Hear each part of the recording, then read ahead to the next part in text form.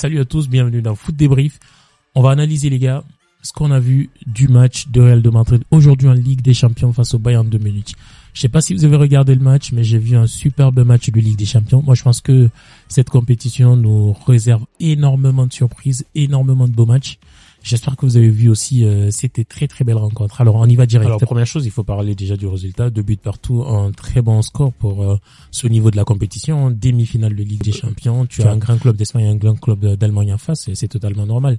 On a vu une grosse attaque du Real de Madrid. Cela s'explique par le premier but marqué par Vinicius sur une lumineuse passe de Toni Kroos.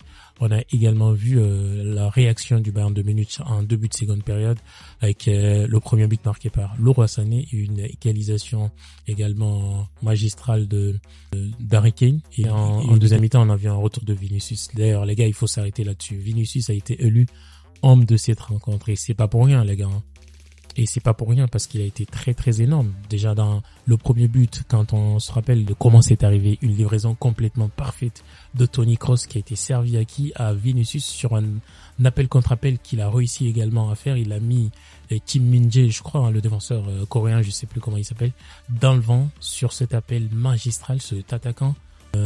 Comme tout le monde le pense en ce moment, c'est vraiment Vinicius, il est en train de prendre vraiment une grande tournure. Je sais pas si vous le remarquez, mais le mec, il est en train de prendre de l'ascendant. Il devient un tout autre joueur, très efficace. Il sort le Real de tous les problèmes. Je sais pas si vous remarquez, mais il a été très énorme. À côté de ça, Toni Kroos, on l'a dit, il a été très bon. Bellingham, selon moi, il a été bon et c'est pas mal qu'il ait été sorti en fin de rencontre, mais cela n'enlève rien à sa performance qu'il a apportée aujourd'hui. Rodrigo également, c'était les tops du match. Alors, côté Bayern aussi, il faut mettre le point. Déjà, on va parler des choses positives.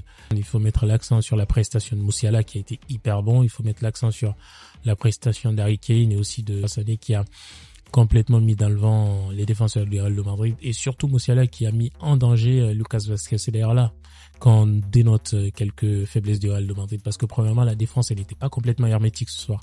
La défense, elle était un peu en danger sur quelques actions offensives du Bayern de Munich. D'ailleurs, beaucoup d'actions offensives du Bayern de Munich parce que sur le côté droit de la défense, Vazquez, c'est vrai qu'offensivement, il apporte beaucoup, mais défensivement, il a montré quelques limites ce soir parce que le petit Musiala l'a mis énormément en difficulté. Alors, cela peut s'expliquer par le manque de couverture de certains défenseurs parce que si vous savez que vous avez un ailier rapide sur le côté, vous ne pouvez pas laisser Vazquez seul face à Musiala. C'est d'ailleurs ce qui est arrivé aussi au Real de Madrid. Quand il jouait contre le Barça, il a mis Yamal qui mettait en difficulté Camavinga. Il faut savoir les couvrir, les gars. Et c'est ce que le Real, des fois, a manqué de faire aujourd'hui. Même si sur certaines actions, ils l'ont réussi. Aujourd'hui, comme je l'ai dit, c'est le premier point noir. Il n'était pas très hermétique. Le milieu, il manquait un peu de compacité. Le milieu était un peu moins agressif en première minute. Dans les 15 premières minutes, on l'a vu, le Real était en grosse difficulté parce que le milieu, ça suivait pas. Et le placement défensif des attaquants aussi, c'était pas très bon sur l'occupation de la largeur du terrain. Alors, tous ces problèmes ont expliqué la difficulté du Real en première mi-temps. Et sur toute la rencontre presque.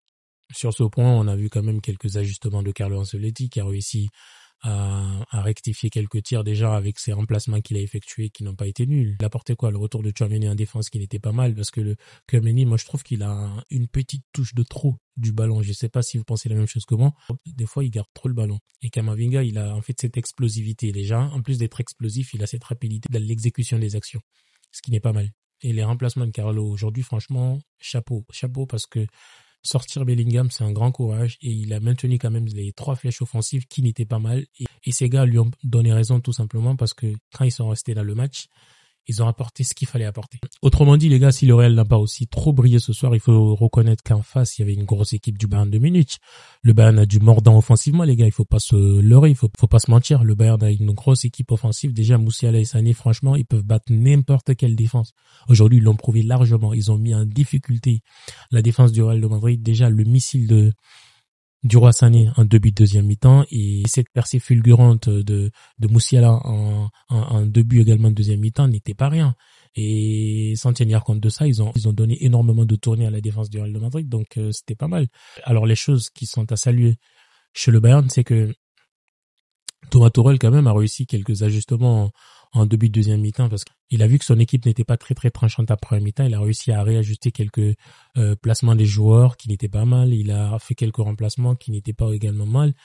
Mais il faut quand même reconnaître que sa défense n'a pas été exempte de tout reproche. Déjà, Kim Min-jae, sur le premier but, est fautif, sur le deuxième également, mais il n'a pas été aidé par sa ligne défensive parce que sur le premier but, on voit que l'appel contre-appel de Vinicius, lui, l'aspire et le sort de la défense et il n'y a personne pour refermer. Et sur ce but, il faut accuser également Manuel Neuer qui a senti le coup et qui n'est pas sorti de sa cage.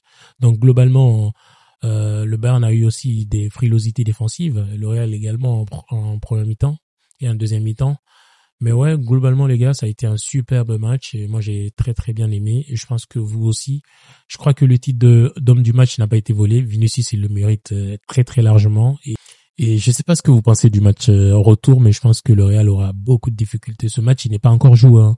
Je crois que ça va être un match qui a la capacité d'aller jusqu'aux prolongations parce que quand tu regardes le potentiel offensif du Bayern de Munich et quand tu regardes également la capacité de réaction des Real de Madrid, tu te dis que ce match il n'est jamais joué. Tout est possible. Donc dites-moi en commentaire les gars ce que vous en pensez. C'était une petite analyse pour vous ce soir. Merci à toutes et à tous et à très vite.